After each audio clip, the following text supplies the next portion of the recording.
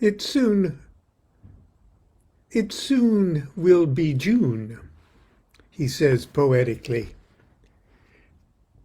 And June is kind of traditionally a time of year when people get married. I don't know why, but here we've got a version of Frida Harris's tarot card, Atu number 6, The Lovers. And in it is a depiction of a scene from the chemical wedding of Christian Rosenkreuz. And we've got like a dark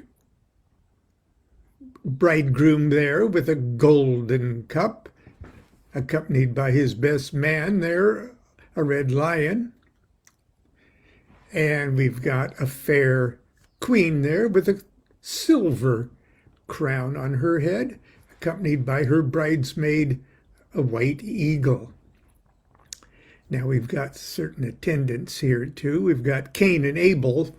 That's sort of an esoteric thing, because up here we've got Lilith there in that corner and Eve in that corner. And of course we've got Eros. And the guy that's doing the wedding ceremony there, Crowley identifies as the hermit from the hermit card.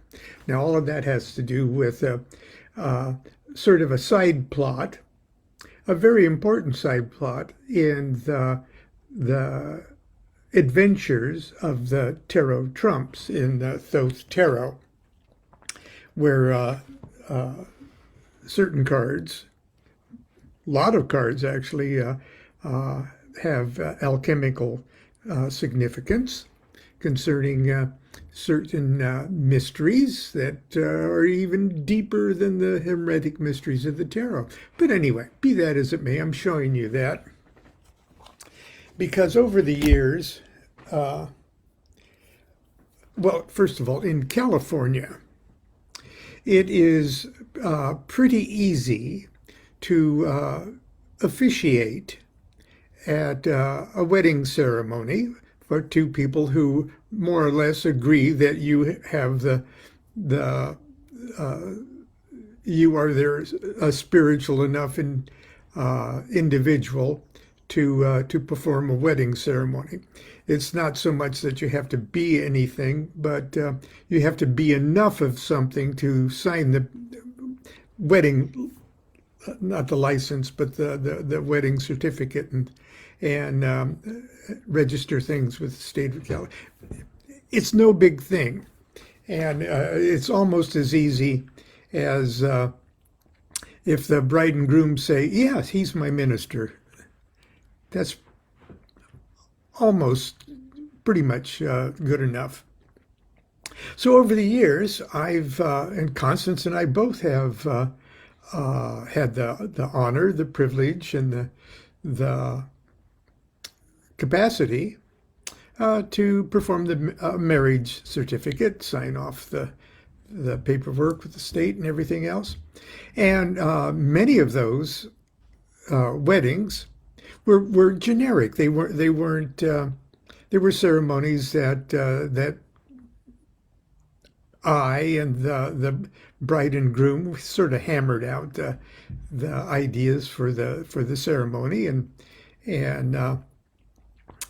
you know, I'd clean up for morning or afternoon and show up. I'd do it. You know, it's $100, and usually a meal. But there are those among our friends and acquaintances who are serious Thelemites, magicians,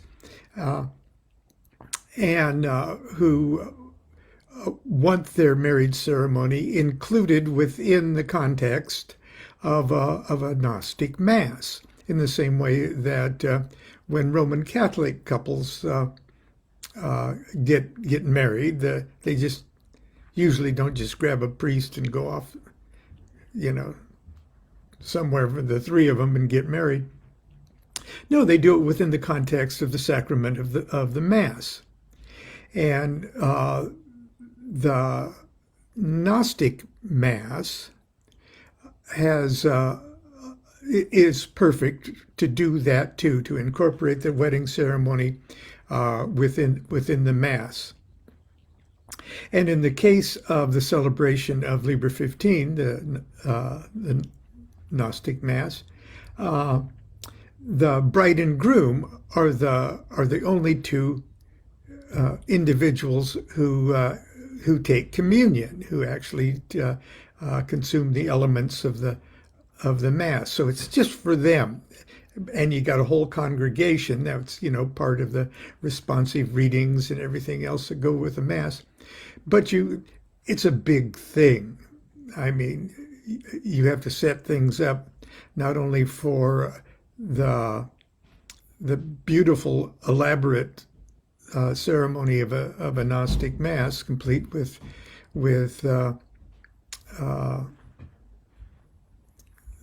priest, priestess, deacon, and if you got enough elbow room there, two children attendants, Cain and Abel.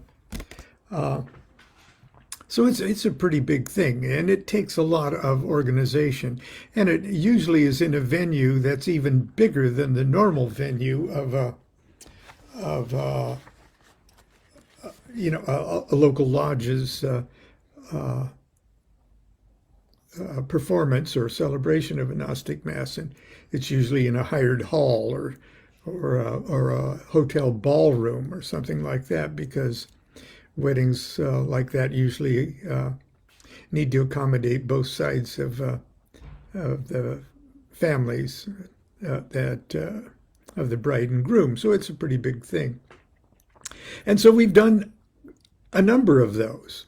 And not only that, we've done ones that are somewhere in between, that ones that aren't a full-blown Mass, but use certain elements and poetry of the Mass, if you will. But I ran across my notes for a full-blown Gnostic Mass wedding ceremony that Constance and I celebrated out of town a number of years ago, and I thought I'd share that with you today, because yesterday I was talking about funerals, and I thought I'd change the subject. Anyway, I'm not going to read through a whole Gnostic Mass. Okay, you're going to have to look all that stuff up yourself.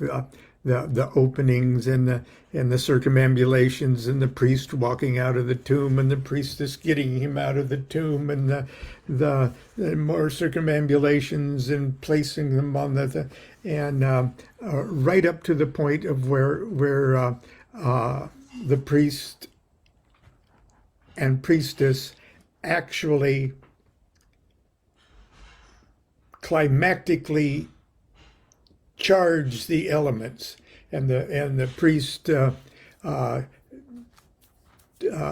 eats the host and drinks the wine, and communion is executed like an A-bomb that radiates the entire room. And that's when the congregation usually gets up one at a time and comes up and takes their communion too, or however the local lodge does that. If it's a large crowd, they do it a little differently. So Mass has ended, okay, and it's time for the congregation to take communion. But in this case, as it states in the Mass ritual itself, only the bride and groom take communion. And that's where we pick up with this ceremony. Now, I'm not saying this is the wording and the blocking of all of this was hammered out with the bride and groom. And I'm not saying this is the official, oh, the Archbishop DuQuette says it. But it works. So, okay, the congregation is admitted and seated for the Gnostic Mass. The groom, who carries a wooden wand, and his best man, who is armed with a ceremonial sword and carries the bride's ring. They are seated in the north of the tomb in the west. Music. All rise as the bride, carrying a bouquet of yellow roses, enters with her bridesmaid, who is armed with a ceremonial sword and carries the groom's ring. The bride and bridesmaids take their seats to the south of the tomb in the west. All resume their seats. Well, that's how the whole thing starts. I back up. Now the Mass begins, and it proceeds all the way. It's a stock, by the book Mass, a real live Mass. It takes about 15 minutes from this point here to do the Mass to the point of where we're going to pick up. Mass begins and proceeds according to Liber 15 until the two to be married have partaken of communion and returned to their seats. So none but the two to be married communicate. And for the collect section of the Mass, the deacon strikes a bell at the beginning of number 9, the 9th collect, which is the marriage collect. The deacon stands near the high altar. The priest advances and stands before the shrine in the east, facing the congregation. The priest says, "Brothers and sisters, families and friends, Brother Jack and Sister Jill have declared to me their intention to unite with love under will in the mystery of marriage.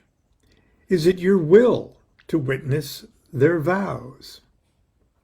And the people should stand up and hopefully say yes. If they say no, everyone will panic. Chaos will ensue. Popcorn will fly. The projector will catch on fire. The screen will fall. But hopefully everyone says yes, it's their will to witness this. The priest says to the bride and groom, "Please come forward." Now the priestess is on the altar, standing, and the priest is standing in front. So the priestess elevates the cup. That's the cup. The bride, followed by the bridesmaid, and the groom, followed by the best man, slowly advance up the sides of the temple, stopping at the altar of incense between them, sort of like that.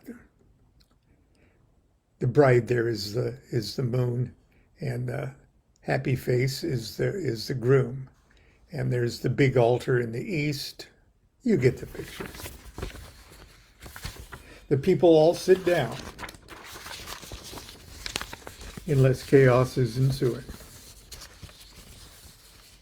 The priest says, "The Queen of Heaven hath said, for I am divided for love's sake for the chance of union." The priestess now lowers the cup behind him. The priest continues. He faces the groom. "Brother Jack, do you affirm that it is your will to unite with Sister Jill with love under will in the mystery of marriage?" The groom says, "I do." The priest, turning to the bride, "Sister Jill, do you affirm that it is your will to unite with Brother Jack with love under will in the mystery of marriage?" "I do." Priest, "So with thy all thou hast no right but to do thy will. Do that, and no other shall say nay." Then the priest makes 5 crosses 1, 2, 3 on the bride and groom together. Then the fourth one on the groom alone. The fifth one on the bride alone. The priest continues, facing the groom. Jack, repeat after me. And then he reads a vow that has been composed by the groom. Okay, and that could be, they get to say anything they want. Okay, if they don't want to say much, they don't need to say much. If they want to say when Constance and I got married, there were no promises involved. there was other things, bits of poetry, but no promises. It's worked out. So the groom turns to face the bride and repeats the vow. Then the priest says, after he's finished, the priest says, so mote it be. And the deacon and all the people repeat, so mote it be. Now the priest turns and faces the bride and says, Jill, repeat after me. And then the bride repeats her vow. Now, if the vows are long, the priest can repeat after me, and then in sections he says it and she repeats after, sort of like if they don't have their vows completely memorized. Okay. Then when she's through, the priest says, so mote it be. And the deacon and all the people reply, so mote it be. The priest turns and ascends the first step. There's a dais of 3 steps on it in a Gnostic Mass. Now, while he's doing that, the groom gives that wand that he had in his hand to the best man.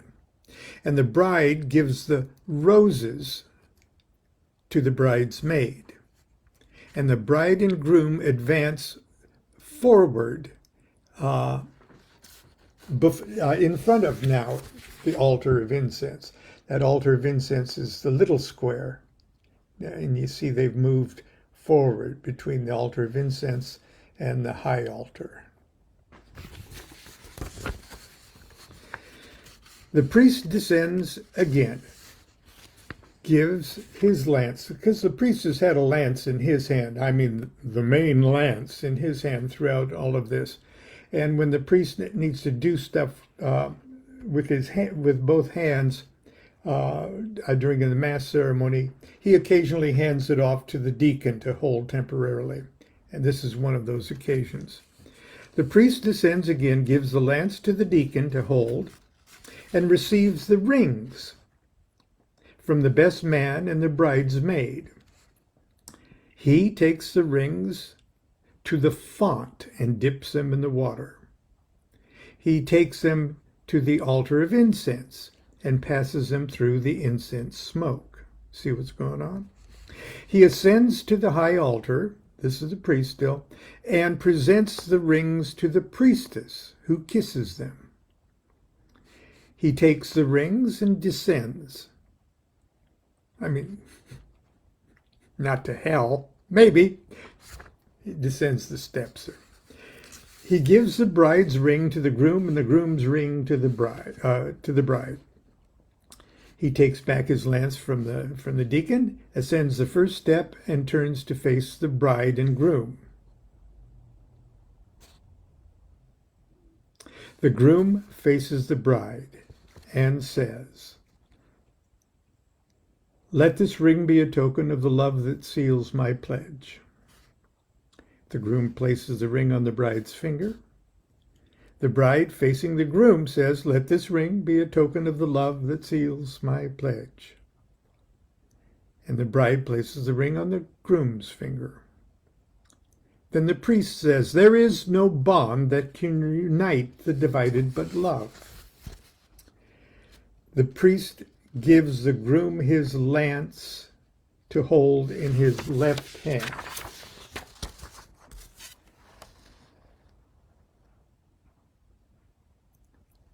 See what's gone. Left hand. Okay.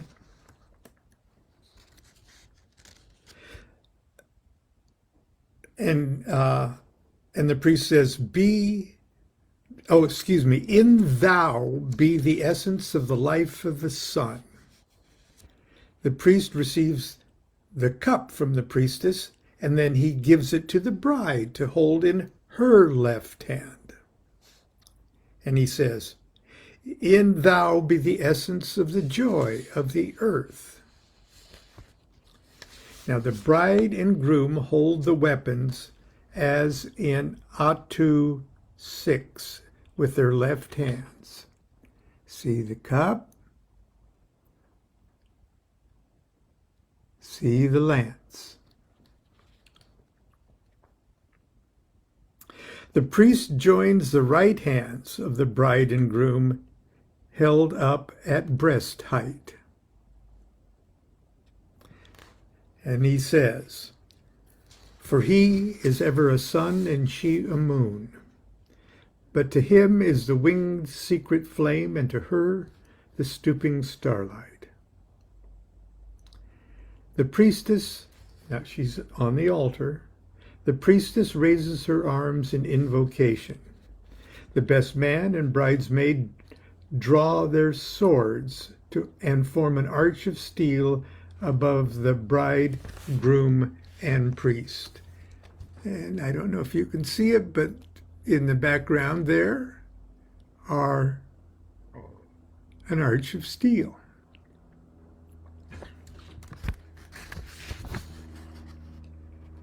Let's see. Hang on, I don't want to miss anything here. The priest then makes a cross with the thumb. In the name of the Father, open hand, he makes a circle. In the name of the Mother, makes a cross with the thumb between index and medius. In the name of the serpent and the lion, the priest makes the sign of the Enter, just like the hermit there is making the sign of the Enter right over the heads of the king and queen. Let's see. Then after that, in the name of the serpent and the lion, he makes the sign of the Enter, pauses, then makes the sign of silence. There we go. The priestess lowers her arms. The priest raises his arms as is comprehending the whole couple. And by the virtue of the authority vested in me by the state of California and Ecclesia Gnostica Catholica, I proclaim you husband and wife. And in other circumstances, I pronounce them anything they want to be pronounced. The best man and the bridesmaid sheathe their swords. The bride and groom return the lance and cup to the priest. They descend between the altar of incense and the font. The best man and bridesmaid give the roses and wand back to the bride and groom. The priest returns the cup to the priestess. The priest and priestess face the couple and raise their weapons in salute. The bride says to the groom, I am above you and in you. My ecstasy is in yours. My joy is to see your joy. And the groom, so the bride says that to the groom, and the groom says this to the bride, come, lift up thine heart and rejoice. We are one, we are none. Then the bride and groom kiss. And then they turn to face the shrine. Priest gives the benediction. Omnia in duos, duo in unum, unus in nihil, hec nec quattro, nec omnia, nec duo, nec unus, nec nihila sunt. Gloria Patri, et Matri, et Filio, et Filiae, et Spiritui Sancto externo, et Spiritui Sancto interno. Not inferno. but usually turns out that way. Ut eris et iret in secula seculorum, which generally means all within this couple. If it doesn't mean that, the priest says this in English. The all within this couple within the one within the void. These are neither four, nor all, nor two, nor one, nor not. Glory to the Father, and to the Mother, and to the Son, and to the Daughter, and to the Holy Spirit without, and to the Holy Spirit within, which was, and is, and ever shall be, world without end. The priest descends the 3 steps and closes the veil. With the lance he makes a cross upon the bride and groom 3 times and says, "The Lord bless you. The Lord enlighten your minds and comfort your hearts and sustain your bodies. The Lord bring you to the accomplishment of your true wills, the great work, the summum bonum, true wisdom and perfect happiness." Then there's music. Priest goes out, the deacon and the children follow into the tomb in the west. The bride and groom remain briefly with the people to accept their felicitations, and then they depart. Okay, I hope you could follow along on that. That's one example. I hope those people are still happily married. But anyway, that's my little. Tomorrow is Pentecost. Okay.